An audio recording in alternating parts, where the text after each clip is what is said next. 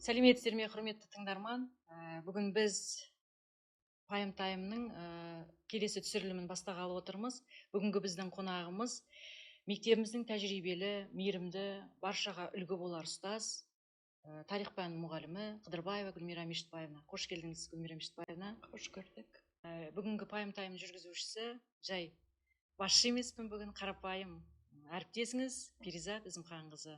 Енді бірінші сұхбат бұл ары қарай жаңағы алдынан әртүрлі сұхбаттарда өзіңіз көріп жүрсіз, белгілі бір межеде сол дәстүрлі сұхбаты болады. Сол сұхбатқа ең бірінші кезек берсек, бірінші өзіңіздің бір кішкене болса қысқаша өзіңіз туралы ақпарат беріп өтсеңіз.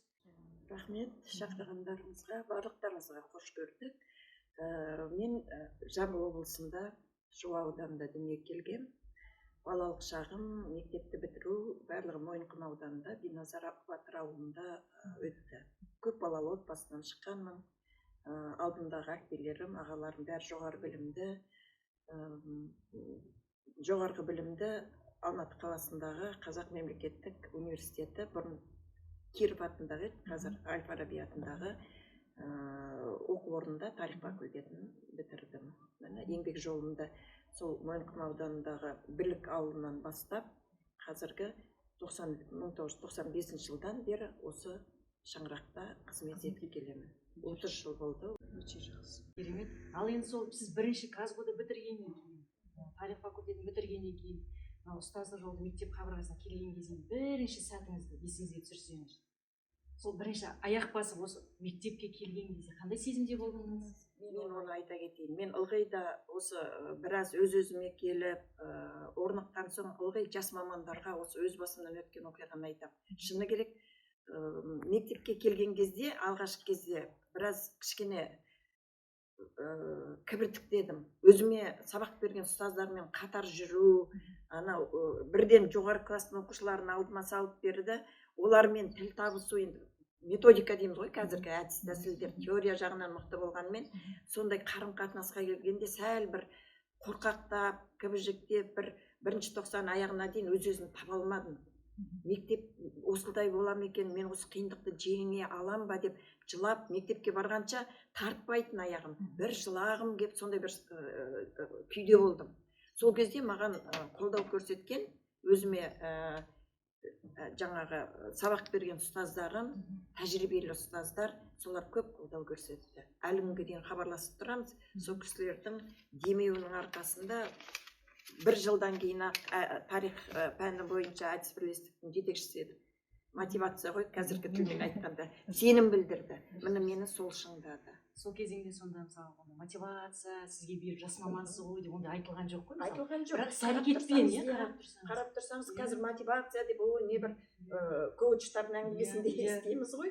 А кезде қарап тұрсақ, қазақта да сөз бар негізі, жақсы сөз жан семіртеді, жылы сөйлесең деген сияқты көтермелеу, сол сенім білдіру. Өзім сол кезде қанша жап-жас маманмын, жап-жас жасымда жас ана кісілердің сенім білдіргені маған жігерлі. Жалындап тұрған, энергияңыз тасып тұр, бірінші келген кезіңіз. Өте жақсы, қуаныштымын, керемет сұхбат болып жатыр.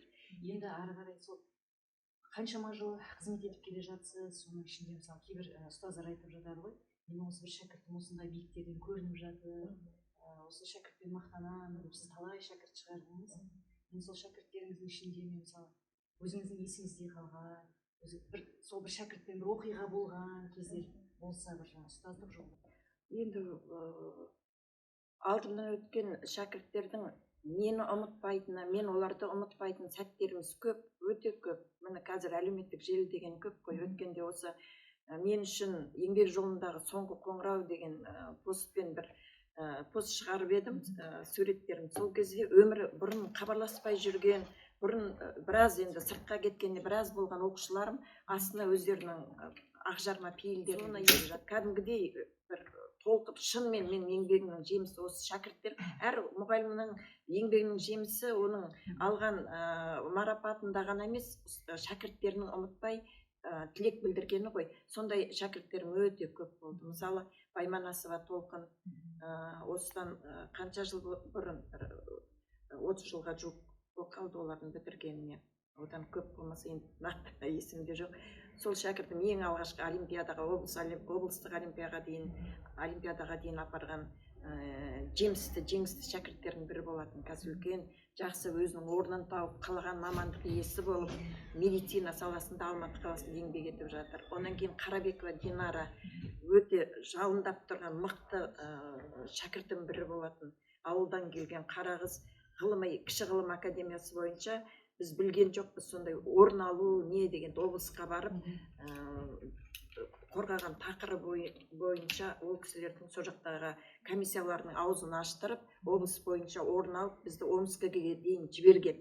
Бірақ тақырыбымыз сол замандағы жаңағы саясат қой, былайша қарап тұрғанда хандарды дәріптеуге әлі көп рұқсат берілмеген Жәңгір ханның жаңа өркениет адам ретінде соны қорғап шыққан әлі есімнен кетпейді. Сол қыздың жігерлігі, сол қыздың ізденімпаздығы қазір сол Қарабекова Динара Қарағанды қаласында сот болып қызмет атқарады.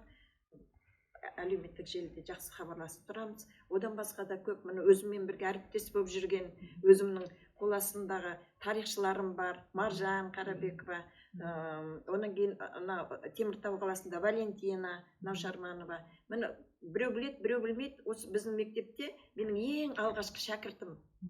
Бірге әріптеспіз. Ол дене шынықтыру пәнінен сабақ беретін Нафиса Умаханова. Менің ең алғашқы шәкіртім. Мен оның ең алғашқы мүмкін 5-ші классқа барғанда сынып жетекшісі болатын. Мына тағдыр дейміз ба, осы қалаға келетінімізді білген жоқпыз ғой, екеумізді тоғыстырып. Өте жақсы. Бір шаңырақ астында қызмет етесіз. Керемет жаңа айтып жатсыз ғой, мысалы біреу сотта, біреу жаңа жоғары қызметте отыр деп жатсыз, иә. Қазір енді көп шәкірттер осы жалпы айтқан кезде біз ұстаздан алады ғой, бар тәлім тәрбиені, сондай шәкірттеріңізбен сол кезеңде бірге жүргенде, жас болып келген кезде жұмысқа, сондай бір солардан да үйренген бір жақсы сәттеріңіз, жақсы бір нелер болды ма сізде жаңа? Болмайды. Мен тәжірибелі ұстазбын, менің жасым үлкен деп ондай менде болған жоқ. Жастардан да үйренетін көп болды. Жастардың жігерлігі, олардың көп жаңа идеяны ұсынуы, бір нәрсені ұсынады, ары қарай мен жаңағы ескі закалка дейміз ба, содан қосып жібереміз де бір тамаша дүниені шығар. Өзіңіз де көресіз, бізде тарих бірлестігінде қаншама сондай дүниелер жасалады. Жігіт ұлдарымыз да, қыздарымыз да, басқа пән мүшелерінен де, жастардан. Мен ағылшын пәнінен беретін Айнұр Өтешова, мен оны мақтаншылықтан Гүлназ, қандай шәкірттерім, мен Әсел бар, Қайрат, олардан да көп қарап тұрсаңыз сондай жалындап тұрған. Олардың кей кезде мүмкін білмеймін, сыйластығы ма, құрметі ма, апай біз осылай жасайын деп жатырсыз, қалай қарайсыз деп бір кеңес сұраған сейт, бірақ андардың жасаған идеясын көріп риза болады. Мен оның куәсі болдым. Мектеп қабырғасында міне 1,5-2 жылдай болып қалды жүргеніме. Шәкірттеріңіздің сіздің қазір мектептегі позитивті, ондай креативті өте жастар, жақсы. Одан кейін өзіңізде осы Наурыздағы үлкен бір қалалық деңгейдегі іс-шараның басы қасында жүріп, соның идеясын, соның бүкіл жаңағы өткізу барысын барын басы қасында жүріп өткізген, ұйымдастырған болатынсыз. Соның да куәсі болып, оған да өте жақсы деген баға берді, өзіңіз байқайсыз, бүкіл жаңа әкімдіктен келді, басшылар. Өте жақсы, керемет. Осындай идеямен жүріп, қазір шаршамай жүрсіз, мысалы барлығын. Бірақ енді мен айтқым келген тағы да осы жерден ойдан ой, сөзден сөз туып жатады дейсіз ғой. Жаңа сіз жастар мен жастарша, үлкендерше деп жатсыз. Сіздің араңыздағы әріптестеріңіз де солай айтады. Қазір әріптестеріміз, ұжымдағы әріптестерді айтады. Гүлмира апай жас пен жастарша ойнайды, әзілдейді, күледі, билейді. Үлкендермен қарым-қатынас жасайды. Осының бір осы ұстанымыңыз сіздің қандай? Осы жердегі мысалы бөлмей сол барлығын алып жүру. Білмеймін, мен тура ұстанымы осы деп айта алмаймын, жаратылысым солай шығар. Кішкентай кезімнен үлкен, анам сондай позитивті болатын. 93-ке келіп қайтыс болды. Үлкенмен де енді ескінің көзі болған соң айтамыз ғой, қайынаталар менде қалжыңдасып кеткен сондай позитивті адам болатын. Енді тіл табыса білемін. Солардың бір ол ыңғайына қарай бір жағынан ұнамай тұрса да, соны келтіріп барып дұрыс жолға түсіруге тырысамын да, бір енді мына жер былай екен, қалай қарайсыңдар деп.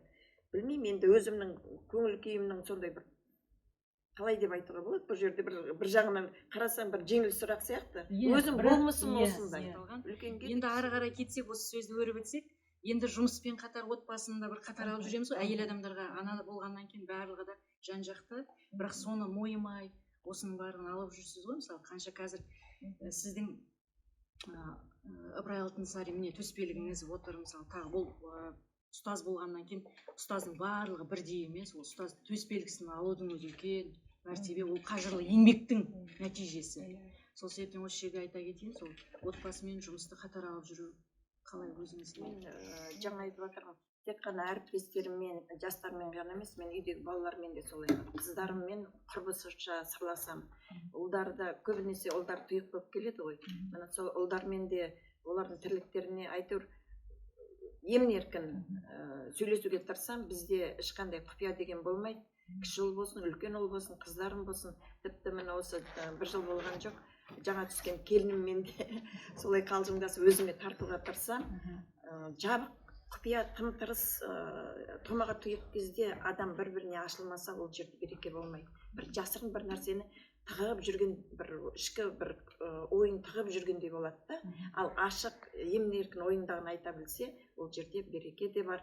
Өзінің ішіндегі ойын қалжыңмен айтса да, айтуға батпай тұрған қалжыңмен жеткізсе де, бір енді қазір көбінесе мәміле жоқ деп кетіп жатыр ғой. Сол мәміле болған жерде береке болады деп ойлаймын. Иә, өте жақсы айтып жүрсіз. Мейрам Жүсіпбаевна, өте сұхбатыңыз мәнді болып жатыр. Өйткені енді өзіңіздің практикаңызда, өзіңіздің қанша жыл еңбегіңізде бар үлгілеріңіз, бізге үлгі өнеге ғой, қазір айтып жатқан сөздеріңіздің барлығында жаны бар. Енді бүгінгі таңға қайта оралсақ, білім саласына.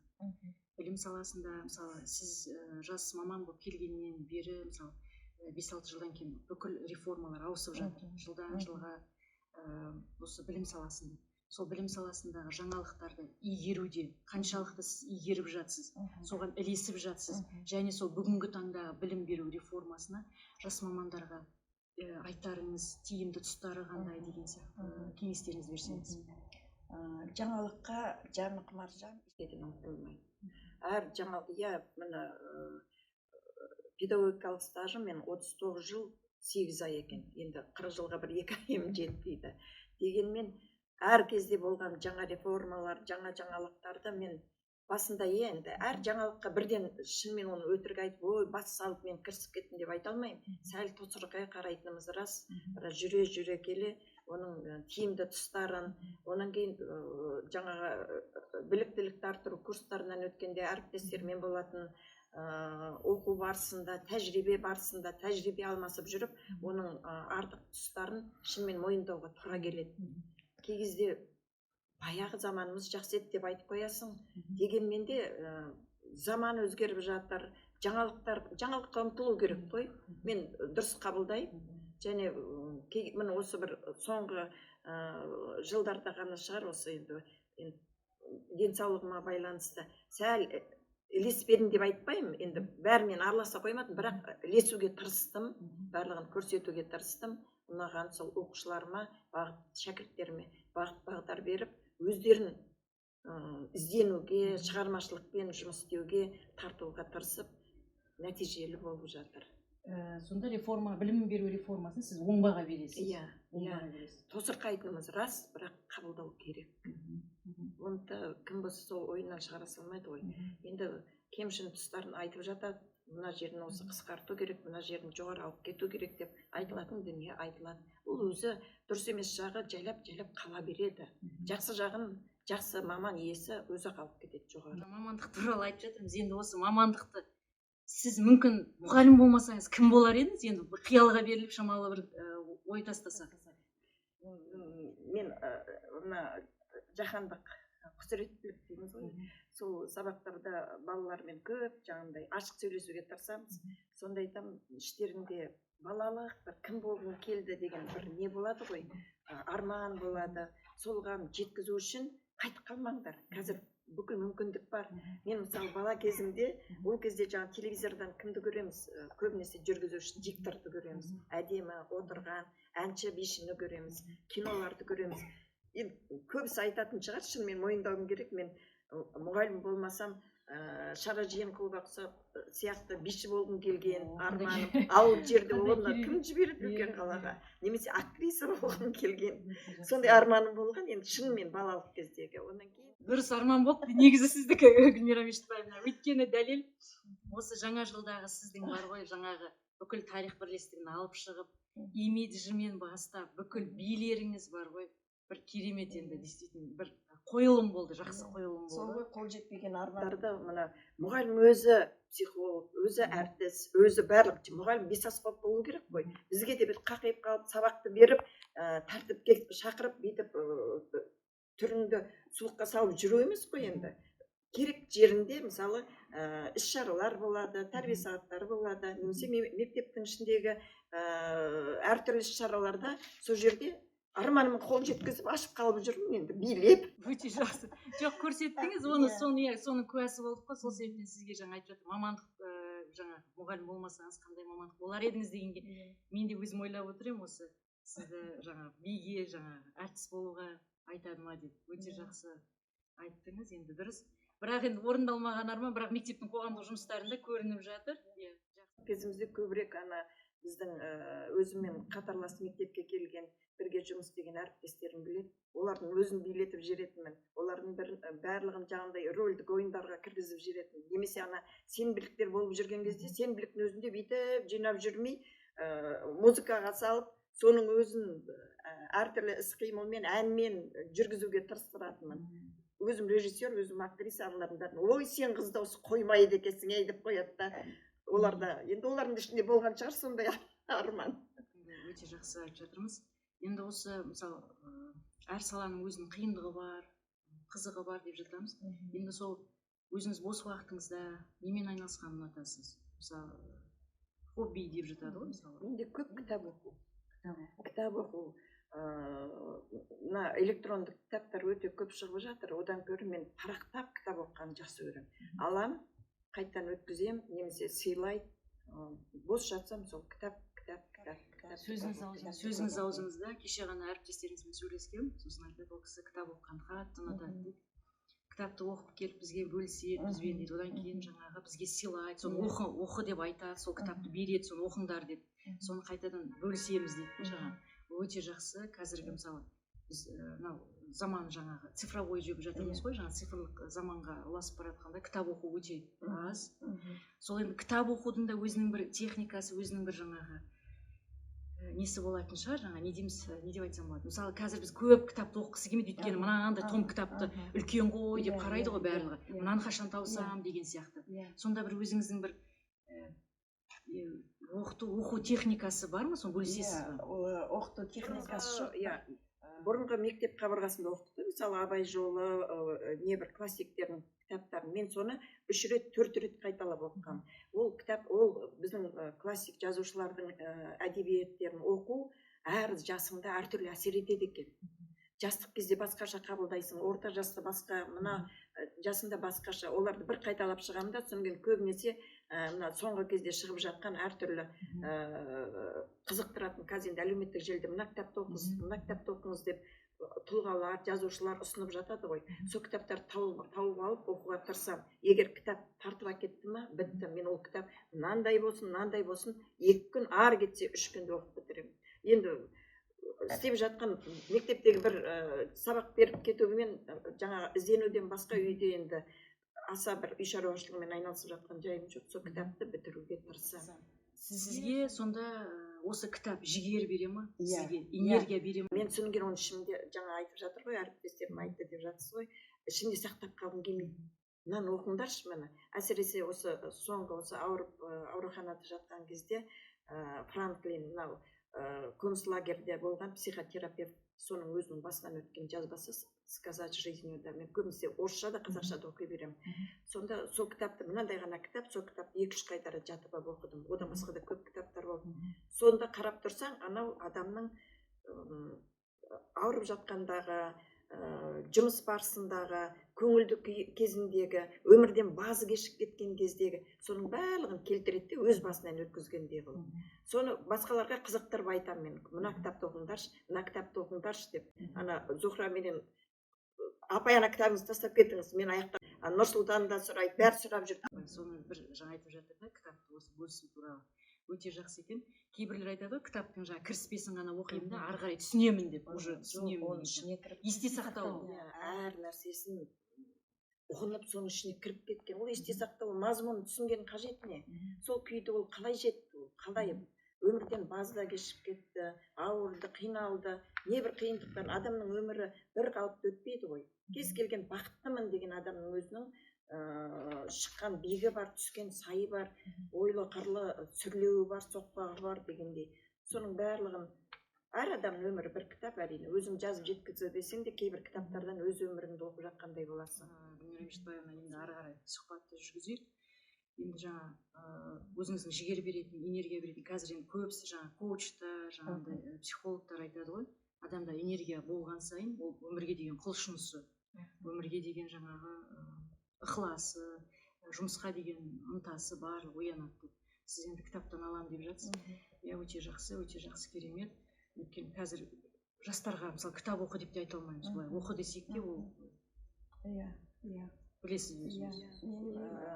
Айта кетейін, сөз арасында Тараздағы немерелеріме барғанда, Нағашы апа келді, жиендерім ғой енді. Кітаптарды жинай берейік дейді, телефонды жинап тастайық дейді. Бара оларға сол бір кітапты оқытып, мазмұнын айтқызып, содан кейін барып арасында жаңағы телефонға басқасына рұқсат беремін. Сондай, олардан да талап етемін. Кітап оқыған, сабақ жақсы оқыса да оқымаса да, кітапты оқыса ол бала, сабаққа деген ниеті өзі-ақ жоғарылап кетеді, өзіне не керегін түсінеді. Бізде шынымен қазіргі кезде сол жағы бір кітапқа деген қызығушылық, бірақ көп жақсы жобалар қолға алынып жатыр ғой. Жаңағы кітапқа құштар, бірге кітап оқимыз деп ата-аналармен бірге оқып жатқандар бар, шығарып, соны ары қарай қойып қоймай жалғастырып. Құштар, дұрыс айтасыз, мектепте басталып жатыр, ары қарай жалғасын табады. Енді тағы бір энергия беретін әзіл қалжың араласқан. Сіздің әріптестеріңіз айтады, осы 301-ші кабинетте, тарих кабинетінде апайға энергия беретін, соған отырса апай деген жанып кетеді деп, бір сары стол дейді, сары стол, соның бір әзілін айтып, бір жаңа осы жерде бір шамалы күліп алсақ, әзілдеп. Қалай ойлайсыз, сол сары стол туралы айтып берсеңіз? Әлі күнге дейін сүйегі де мықты, мен сияқты өзіме тартқан. Оған құда түсушілер көп екен болғанда. Көп. Мен 101-ден 301-ге көшірген кезде сары креслоны алып кетем деп, сол жақтан ан жаққа көтеріп алып кеткен. Өзі бір, білмеймін, әйтір, соған отырсам, әйтір, жайлы, әйтір, өзіме көңілмен шығады, жұмысым да іске басады. Үйреніп қалғам, әбден үйреніп қалғам ғой. Соны қыздарға айтам ғой, мынаны орап өзімен бірге алып кетем ғой деймін. Жоқ апай, сізден естелікке қалады дейді, онда мақұл. Соңғы кететін кезде сендерге оны әдемілеп, бантик жағып, келесі тағып, келесі жаңағы орынға отыратын, осы кабинетке қалатынға сыйлап кетем, менің өзімді жалғастырып жүрсіңдер ғой. Өте жақсы, Гүлмира Мешітбаевна, әзіл қалжыңды айтып жатырмыз.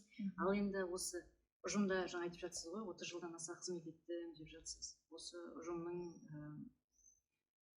сіздер енді алдыңғы толқын, алдыңғы леп, алды зейнеткерлік демалысқа шығып жатыр. Міне соның ізін сізде жалғап келе жатсыз. Алла қаласа зейнеттік демалысқа шығайын деп отырсыз. Жаңа қадамыңыз құтты, берекелі болсын. Ары қарай да жаңа бір бастаманы, жаңа бір идеяны бастайды деп сізге біз сенеміз, өйткені сіздің әлі идеяңыз өте көп.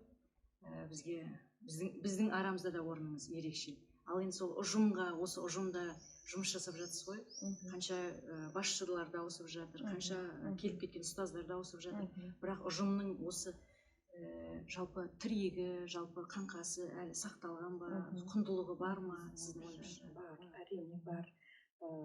Сол осы мектеп алғашқы кезде аралас мектеп болды, орыс қазақ мектеп, сол кезден келе жатқан әріптестерім бар. Оларды алды, зейнетке шықты, Тыныш апайлар, Зілиха апайлар, мектептің тіректері деп айтуға болады. Сол кісілердің ісін жалғастырып келе жатқан Бипсара, Сағатова қазақ тілінің пәнінің мұғалімі, Орынбек ағай, Серік ағай, мына зейнетке өзімен қатар шығайын деп отқандар бар. Бізде сыйластық бар. жастарымыз да, орта жастағылар да әлі күнге дейін 1-2 жас кіші болса да апайлап тұрады, ағайлап тұрады. Ол сыйластық жоқ жерде, мектепте аз ғана бір 15-20 шақты ғана емес қой. Барлығын қосқанда, мысалы 100-ге шақты ұжым мүшелері бар.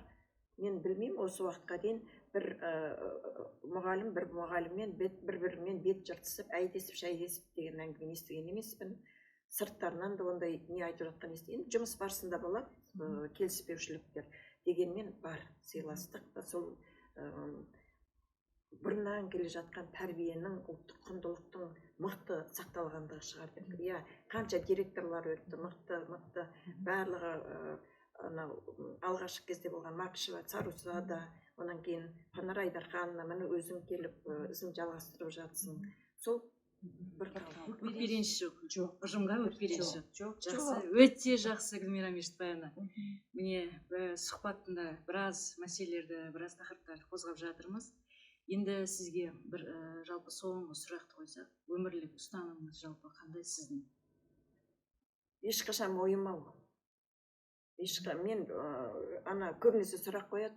Енді білмеймін, біздің енді гены дейді ғой бір жағынан. Апай осынша жасқа келді, уже пенсияма ұқсамайсыз ғой, сөйтесіз ғой. Bir жағынан әрине өзіңе приятно дейміз ғой. Жағымда біреудің сыртынан ғайбат айтпау, жан жағынан кез келген нәрседен жақсылықты көру. Жақсылықты іздеу.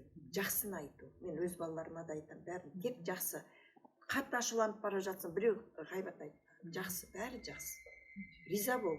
Әр ісіңе, әр әрекетіңе, әр келген қиындыққа да бәріне де мойымай, төзе біліп, жақсыны көре біл. Осы сұхбатымызды қорытындылайық. Сізге енді алдағы зейнеткерлік жасқа шығайын деп отырсыз. Барлық жақсы болсын дейміз. Біз сізбен біргеміз, әрқашан хабардамыз, сізді ұмытпаймыз. Отбасыңызға береке, бірлік тілеймін, деніңізге саулық тілеймін. Аман болыңыз әрқашан. Ал құрметті тыңдарман, біздің бүгінгі сұхбатымыз сонымен соңына жетті. Біз сіздермен әрқашан біргеміз. Келесі сұхбаттарда жолыққанша аман болайық.